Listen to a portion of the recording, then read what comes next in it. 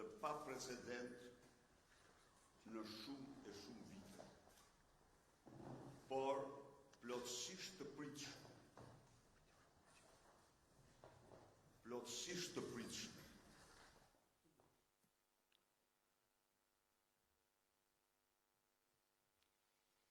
Për herë të parë në 32 vite, kreu i qeverisë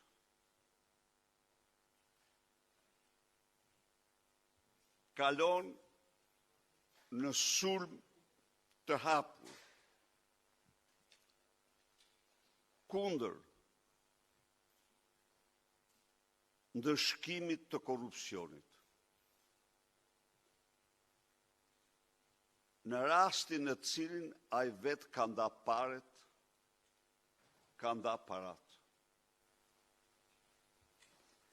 Akti i tillë është ndër më të pashembujt. Nuk them se është krejt i pashembujt në botë, se bota ka tiran, ka autokrat dhe Edi Rama nuk është i vetmi, por në një vend të lirë, apo në një vend që aspiron, se i lirë nuk është Shqipëria, po që aspiron integrimin europian, kjo nuk ka ndodhë dhe nuk mund të ndodhë kur. Në qoftë se lexoni arsyetimin e shumicës dje, është identik fjalë për fjalë, mirëshron në një deklaratat e avokatit Edi Rama, e krye avokatit Edi Rama, sepse ata vendosin pezullimin e pezullimit, sepse ata marrin përsipër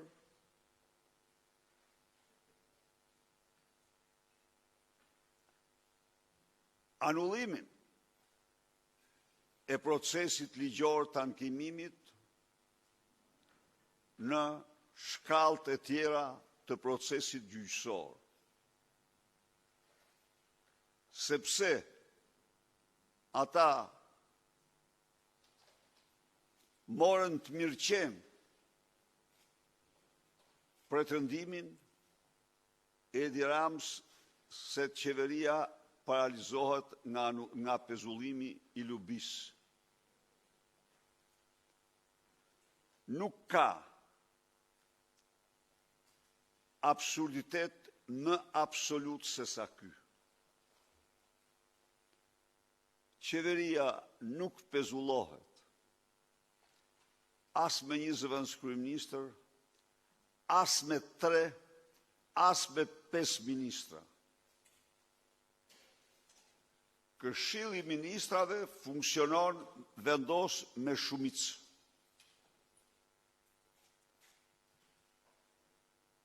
Me shumicë. Dhe këto pretendime të Edi Ramës janë pretendimet e një njeriu që është kap duke vjedhur dhe do të mbrojë paratë e tij.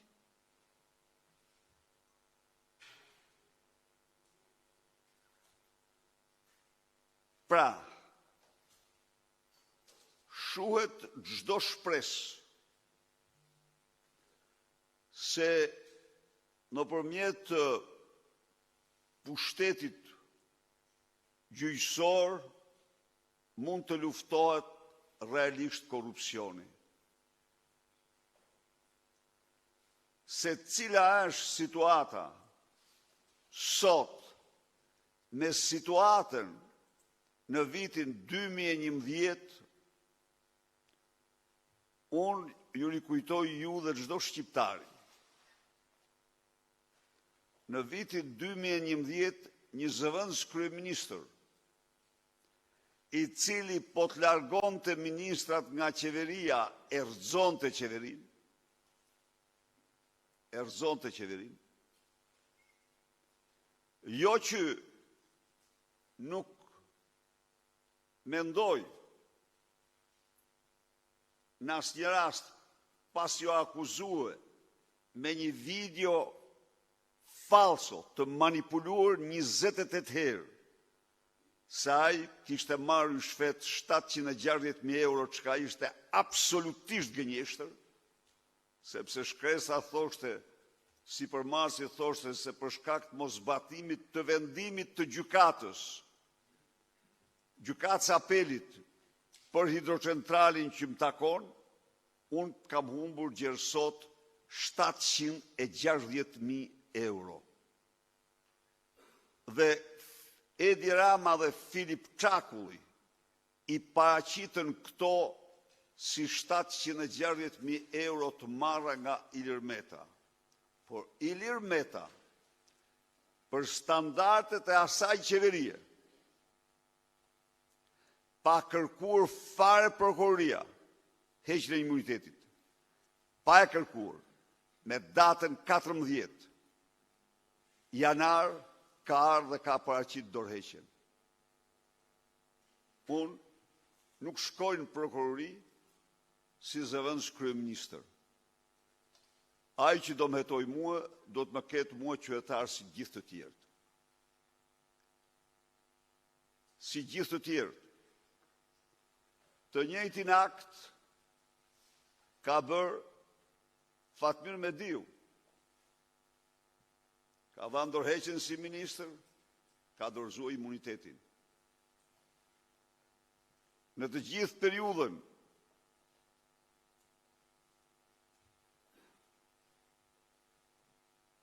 të 32 vjeçare, njeriu i vetëm që ka bllokuar hetimet për drogë dhe korrupsion është Edi Rama. Kërkoi antimafia italiane për Sajmir Tahirin heqjen e imunitetit dhe arrestimin. Nuk lejoj asnjërin as tjetrën.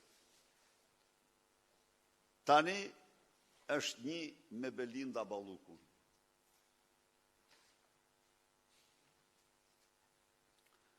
Është një me Belinda Ballukun dhe në fakt triumfoi në çdo gjë që diktoi gjatë këtyre 3 javëve. Gjë më absurde në botë nuk mund të kishte. Të pretendohet se pezullimi i Ballukut shkel kushtetutën apo paralizon qeverinë.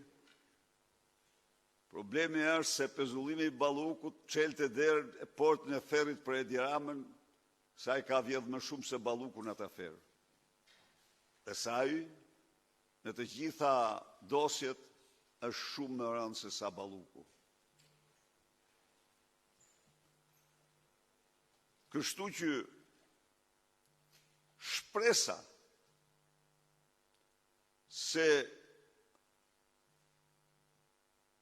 do luftohet korrupsioni nga drejtësia e re, kjo është e para ministre që në detyrë që akuzohet për korrupsion. Urdhon, asnjë s'ka qenë detyrë nga ata të tjerë. Ai është marrë me ish. Asnjë s'ka qenë, ky po, kjo po. Dhe urdhroni se çfarë bëri para shqiptarëve, kjo është një poshtrim për çdo shqiptar. Kjo u thot shqiptarëve që ne të vjedhim, unë vjedh, ministrat e mi vjedhin, po ju nuk do, po ata nuk mund të gjykohen. Ata nuk mund të gjykohen.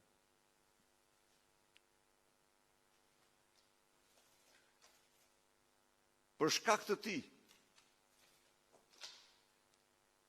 2 ditë më parë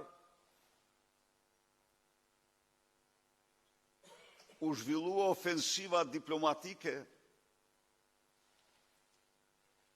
më e madhe që kam parë ndonjëherë për të siguruar zgjedhjen e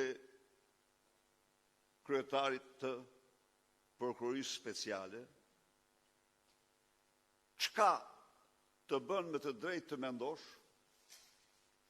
se Edi Rama duket se kishte bërë gjithçka të zgjidhte njeriu që ai ka bërë marrëveshje për mbylljen e dosjes tij. Sepse e vërteta është që Dumani mbylli disa dosjet e Edi Ramës. Kjo është e pamohueshme. Dumani mbylli dosjen e Edi Ramës duke akuzuar Arben Ahmetajn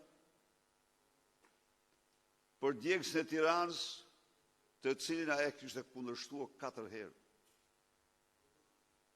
Megjithse e kishte firmosur Edi Rama.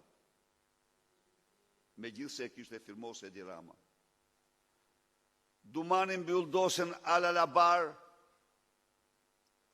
dhe shqiptarët do ta marrin vesh mirë se çfarë krimi në përmasa gjigande po kryet me portën e Durrësit.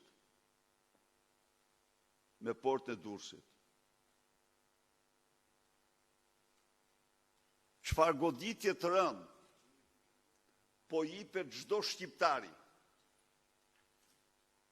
me portën e Durrësit për aq sa ka pesh transporti i mallrave në çmimin e tyre.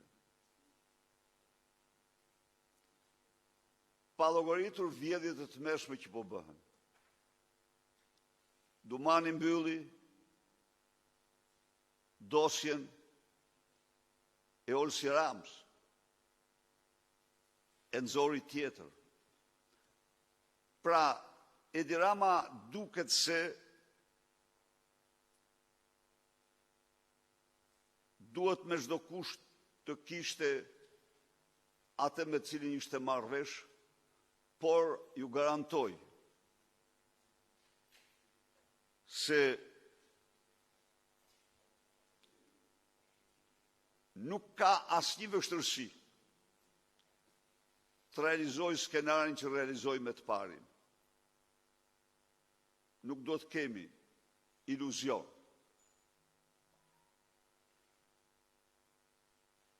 Pra, përpjekja ndërkombëtare ishte shumë e drejtë që qeveria të mos kap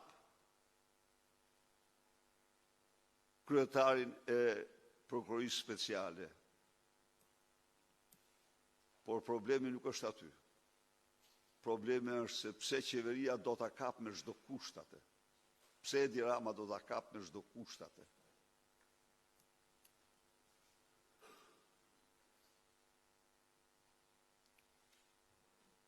Ne jemi para një realiteti shumë të zymt.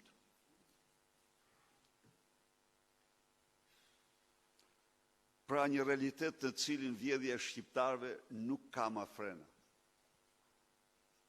Është licencë se kjo që bëri me pezullimin e pezullimit,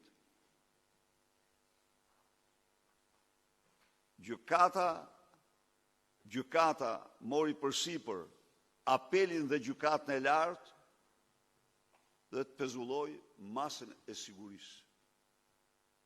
Imagjinoni ju tani se çfarë ngelet themelit.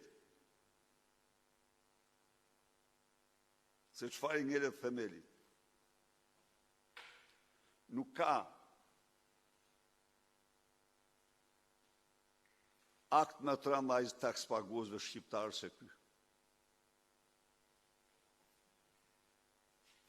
Nuk ka veprim më dëshpërues se ky. Nuk ka veprim më poshtrues se ky nga Edi Rama. Ndaj dhe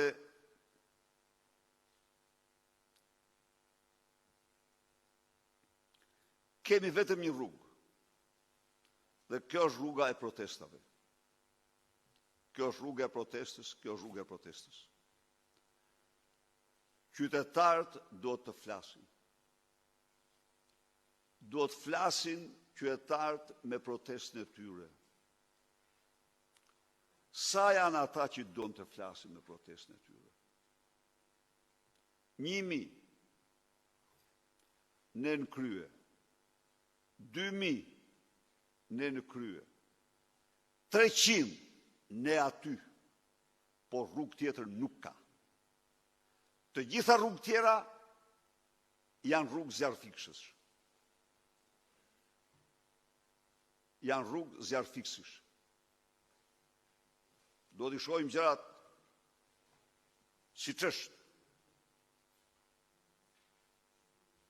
Ne nuk bëhemi kur zjarfiks. Por ne kemi një problem themelor për të zgjidhur.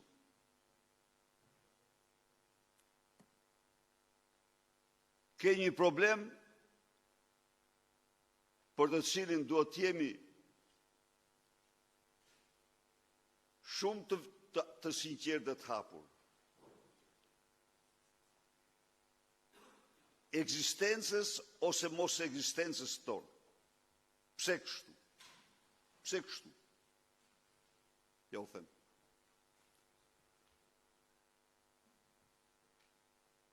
Në një farsë elektorale më shëmtuara në histori.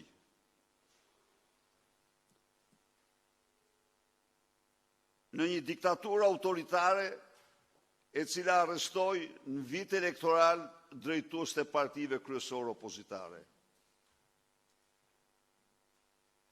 Në një regjim që përdori gjithë potencialet e shtetit, vetëm gjoba dhe kamata 2 miliard euro që interesonin 200.000 familje, nga cilat 84.000 biznese aktive.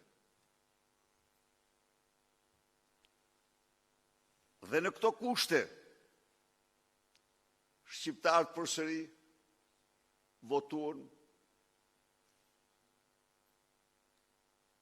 500.000 për opozitën.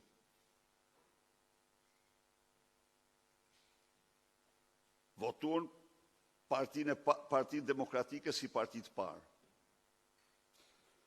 Partia Demokratike është para një alternative.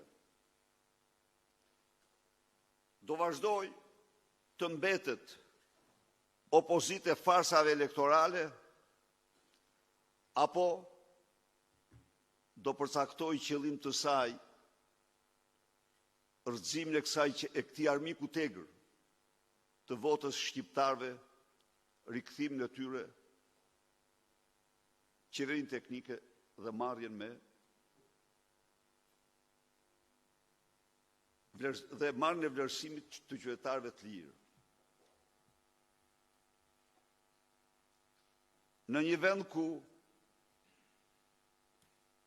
parlamenti kontrollohet në çdo sekond, çdo minutë dhe në çdo qelizë nga narkodiktatori, në një vend ku parlamenti me qëllim diskreditohet dhe shndrohet institucionin më të diskredituar të vendit, me qëllim, sepse është i vetmi institucion pluralist ka ngel deri tani, dhe ndaj ai duhet të damkoset në mënyrën më të fuqishme në çdo gjë,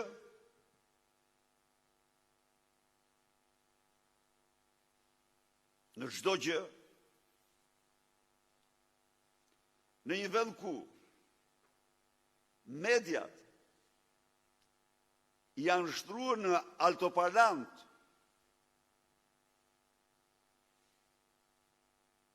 të pushtetit kundër opozitës dhe të mulimit të krimeve të pushtetit dhe damkosjes opozitës,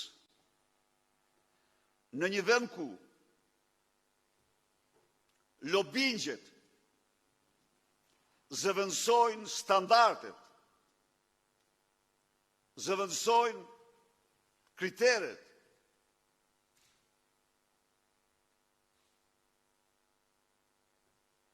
parat e takspaguesve përdoren për deklarata të blera. Çfarë do bëjmë ne? Çdo njeri nga ju duhet të shtrojë këtë pyetje vetes. Çdo njeri nga ju Do vi dhe me të çështja tjetër. Pra, çfarë do bëjmë ne? A do bëjmë ne përpjekjet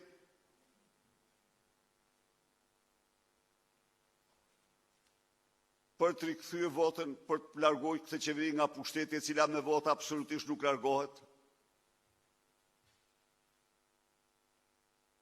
Ka një mburojtë të mërshme lobiu ndërkombëtar që paguan 10 milion dhe i zëvendëson të gjitha çfarë bën me lobin.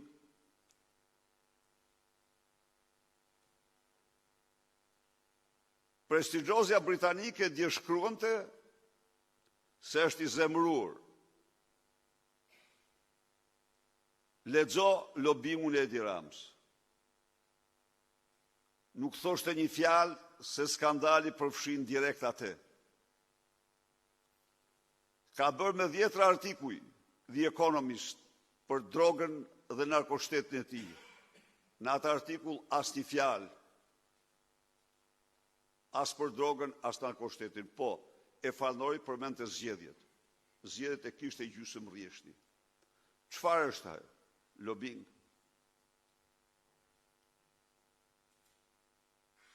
Marta Kos vjen dhe deklaron këtu se zgjedhjet ishin të lira. Falnori shumë komisionin që reagoi, falnori shumë edhe përfaqësuesin e Bashkimit Evropian këtu që reagoi, por problemi është se jo, ai është nuk ka spontanitet aty. Atë janë deklaratat paguara. Janë deklaratat paguara. Por të gjitha këto çfarë kërkojnë nga ne? Kërkojnë nga ne që të mos filozofojmë, por të përqendrojmë të gjithë forcat tona për të larguar nga pushteti këtë pushtet krimi. Sepse përndryshe zgjedhjet tjera do i ketë 63% minimumi. 63 ose sa doj. Sa të doj. Ndaj dhe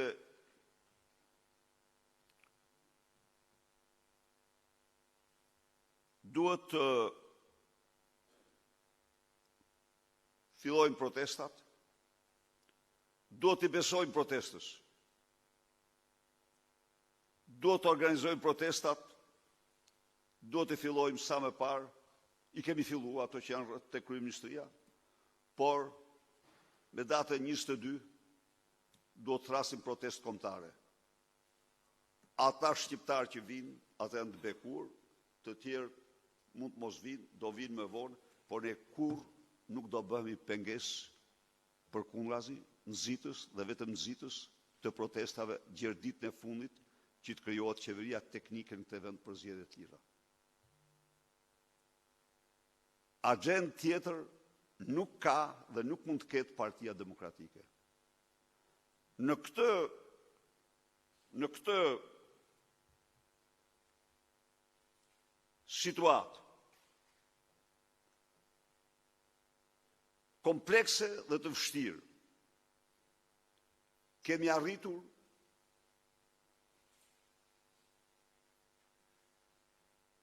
disa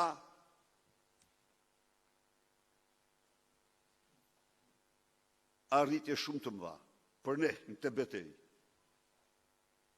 Janë 7 rezoluta ndërkombëtare, të cilat sankcionojnë Shqipërinë narkoshtet,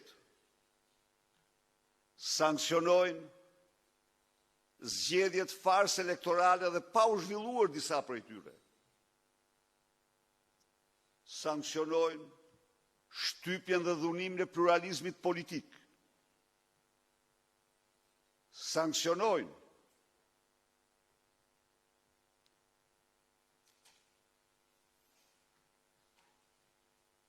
rezultatin e zgjedhjeve të diktuar nga klanet, nga kartelet e drogës. Sankcionojnë persekutimin politik të opozitës. Dhe kjo është një mbështetje jashtëzakonshme. është një mbështetje e jashtëzakonshme të cilën ne nuk mund ta përdorim si opozitë qaramane, por do e përdorim si opozitë sulmuese. Ato në frymëzim për ne. Nga Afrika e Jugut në Argjentinë, në Norvegji, në Kanada, Shtetet e Bashkuara dhe kudo, zëri dhe përpjekja jonë për të rikthyer votën shqiptarëve, lufta jonë për këtë qëllim ka mirë kuptim dhe mbështetje. Ja dolem në kushte të vështira dhe ka të mërzitur me këtë, që raportin të realizojmë atë që realizuam në 2001 në raportin e OSBE Odirit. E mbrojtëm votën. E mbrojtëm votën dhe ka qenë një betejë shumë e vështirë. Ja u them unë, jashtëzakonisht e vështirë. Fakti, ka shumë faktorë që i ndërhyjnë, por ai doli siç ishte dhe u dha një kontribut shumë i madh. Pra unë mendoj se ai raport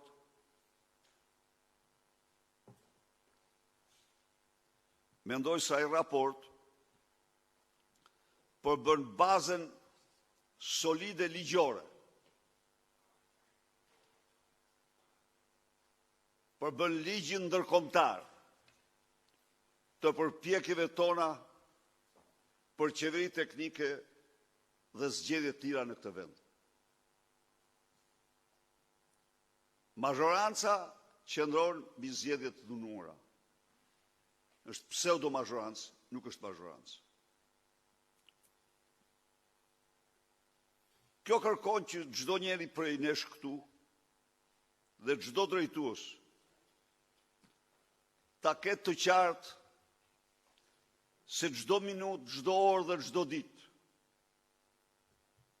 agenda jonë është rikthimi i votës, largimi i kësaj qeverie me cilën nuk ka zgjedhje.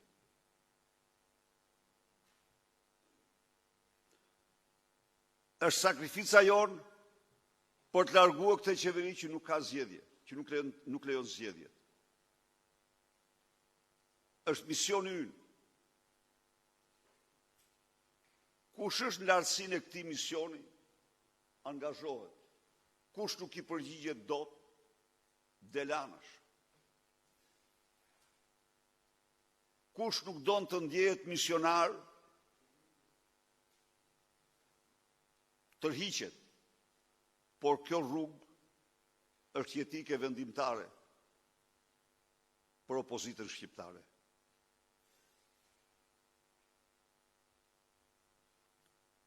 Kështu që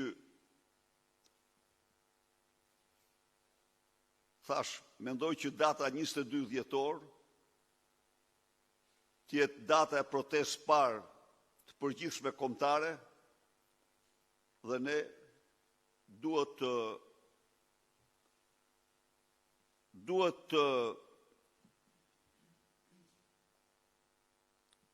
ta kemi të qartë se kryefjala e agjendës sonë do të jenë protestat. Kryefjala e agjendës sonë do të jenë vetëm protestat. Nuk kam asnjë shpresë përveç protestave.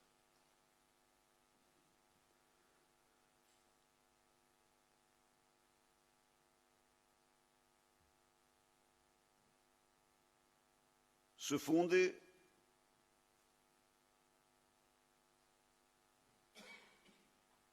lidhur me aktin e Edi Ramës, vendimin e tij të fundit për të futur në dorë edhe një segment pushteti që kishte ngelur i ndarë për gjysmë, siç ishte avokati i popullit. Me këtë akt, ai mori në mënyrë absolute të gjitha pushtetet që në fakti kishte, po avokati ishte diçka e ndërmjeme. Ajo zonja përpiqej tu përmbaj objektiva o misionit saj të mbikëqyrjes së lirive dhe drejtave njeriut në vend. E mori me rrëmbim, me pasion egzoft. Por këtu dy gjëra do them. Firmosja e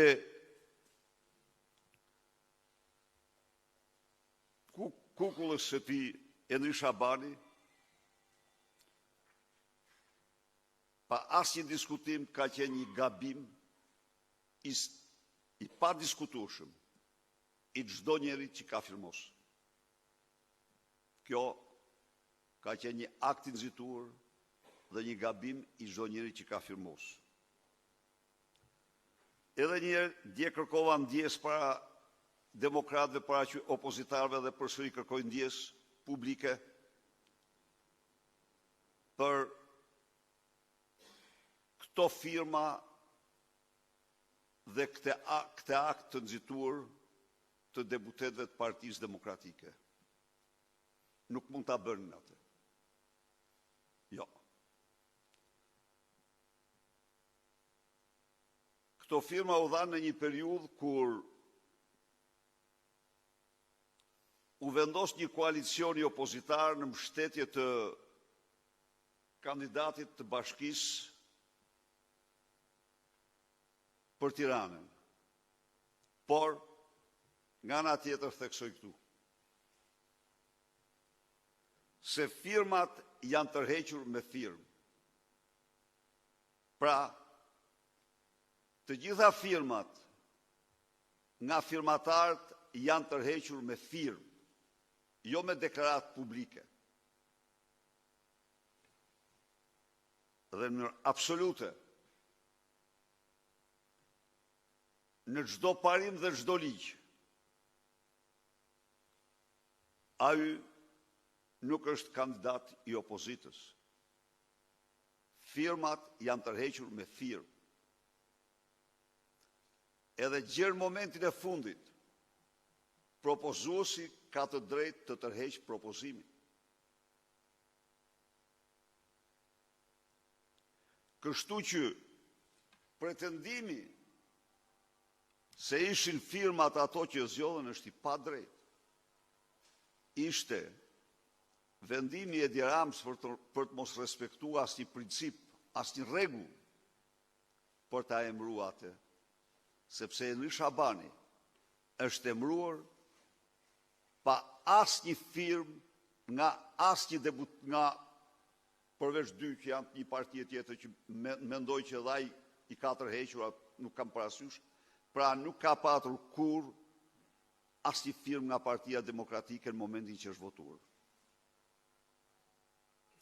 Çdo koment tjetër është absolutisht pa asnjë bazë juridike dhe është thjesht një mbështetje e verbër për veprimin antiligjor, antikushtetues të Edi Ramës në parlament.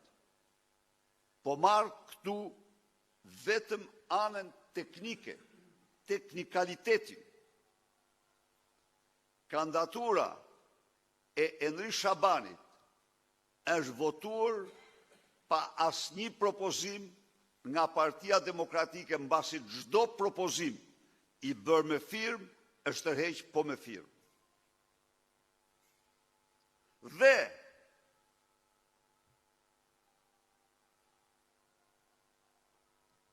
vendimi nuk është propozimi, vendimi është votimi.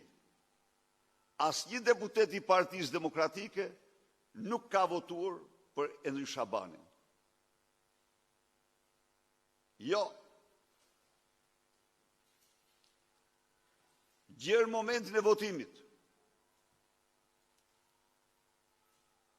Propozimi mund të tërhiqet dhe ai ishte tërhequr ditë më parë. Kështu që askush s'mund të përligj të mashtroj, të bëj të laudin e Edi Rams se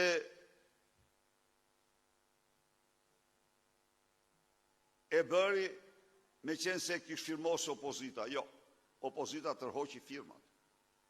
E bëri sepse donte ta mirëte me çdo kusht institucionin. Kjo është. Por cili është tani konkluzioni ynë?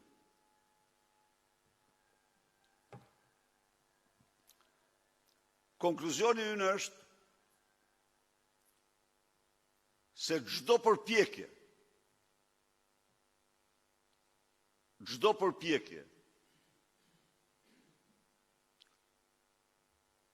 për të dhënë qoftë kontributin minimal në funksionimin e këtyre institucioneve është i kot pa vlerë qesharak. Dhe me këtë unë mendoj dhe insistoj, Partia Demokratike me këtë rast ndërpret çdo lloj negociate, çdo lloj diskutimi, debati për çdo lloj personi me palën dhunuese. Përfunke. Nuk mundet kurrë. A e faktoj, tërhoqi, sigurisht që u angazhuam në proces, sigurisht që kishim kandidaturat tona, dhe ata që thonë se nuk u fol për Adriana Kalan dhe Besim në Regionin, nuk kanë fol kur për kandidat më shumë se për ata dy kandidatura. Nuk kanë fol. Edhe aty edhe atë ditë në parlament. Edhe shumë herë të tjera. Dhe ne nuk kishim vetëm këto dy kandidatura. Jo, kishim kandidatura tjera shumë të mira. Shumë të mira, edhe këto dhe kishim po edhe tjera shumë të mira. Kishim kandidatura të shkolluara në nivelet më të larta, që i morën i skontuar jo kanë ardhur me vonese, kanë ardhur etj. Nuk ka. Pra ne nuk shkuam o ky o s'ka. Jo. Pse? Sepse ne dorim që ombudsmeni nuk është i opozicën. Ajo është në funksion të qytetarëve. Ju duhet që ta aq sa të mundet me ndihmuar në këto kushte. Ndaj dhe cili ishte mesazhi që dha? Mesazhi që dha ishte se të gjitha pushtetet janë në dorë të tij. Ne do i përgjigjemi atij. Rikthehemi prap. Ndërpresim çdo lloj debati, diskutimi për çdo lloj personi dhe çdo lloj funksioni dhe posti me Partinë e Krimit. Hap që bëhet i domosdoshëm nga ajo që panë shqiptarët. Akte antikushtetuese, antiligjore, për të marrë dhe që gjysmë pushteti që ishte ngel pa marrë, se gjysmën e kishte, ajo nuk është se ishte zonja Balanca, nuk ka qenë herë antare për deskur. Ka qenë një avokate, kështu që ne ndaj atij akti i përgjigjemi me ndërprerjen e të gjitha komunikimeve për persona apo debate për persona të caktuar, funksione të caktuara, dhe s'ka gjë më absurde se të mendohet se mund të vazhdoj në një kohë kur ai pa firma zgjedh dhe përpiqet dhe gjen pastaj që pas ka fajnë opozita. Po, opozita për para antarëve dhe mbështetësve vet njeh gabimin që bëri, por nuk e zgjodhi opozita. Opozita tërhoqi firmat. Me firma u tërhoqen firmat. Që edhe deklarat politike po t'ishte e grupit është tërheqje. Është tërheqje. Ndaj dhe qëndrimi ynë do t'jetë edhe njerë gjithçka tek protesta.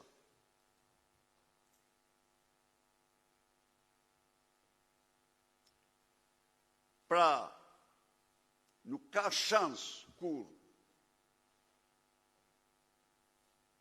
që të shkojmë me tejne dhe të mashtroje Edi Rama si që mashtroj. Jo, egzofte në Shabanin, të mbaj, egzoft gjykatësit që blokojnë vendimet e gjykatave, kur paritën apo urdhrohen nga Edi Rama, ky shtet, narkoshtetu ka shpall luftë shqiptarve, kushtetuc, qytetarve, ne do qëndrojmë në anën e tyre. Së fundi, kjo mbledhje duhet caktoj në afatin e dur kohor, thirrjen e Këshillit Kombëtar të Partisë Demokratike për analizën, këtë analizë të situatës që jemi dhe për të përcaktuar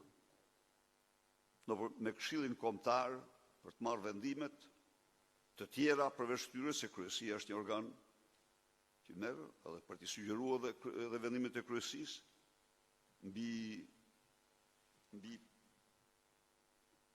përqendrimin e Partisë Demokratike me të gjithë burimet, forcën, resurset e saj në drejtim të një betejë përfundimtare për zgjedhje të lira dhe të ndershme, për zimën e qeverisë. Pra, alternativa, do shkojmë ne drejt një farse, se cili do ta pyes veten. Dhe të bëhemi stoli në fars? Jo. Nuk shkojmë. Kemi realizuar, kemi dokumentin ndërkombëtar, kemi ligjin ndërkombëtar që tregon se ishte fars. Faleminderit